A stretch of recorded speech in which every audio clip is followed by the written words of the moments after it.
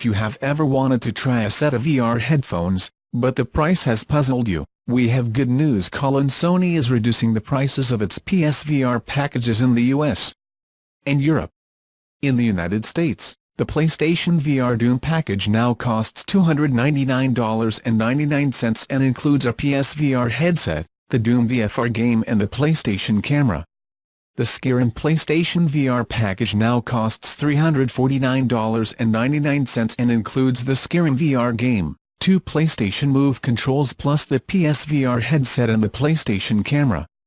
Both packages are $100 cheaper than their previous retail prices.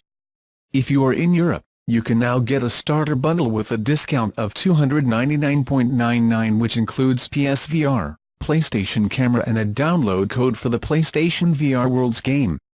The PSVR packages have been temporarily discounted to only $200, but today's change represents a permanent price cut in the MSRP. The US packages they seem to include the updated PSVR headphones, which have a more optimized design and an improved processor unit that makes it possible to pass through HDR. Discounts are available in the US and Europe as of March 29. Australia and New Zealand will get reduced prices from April 2.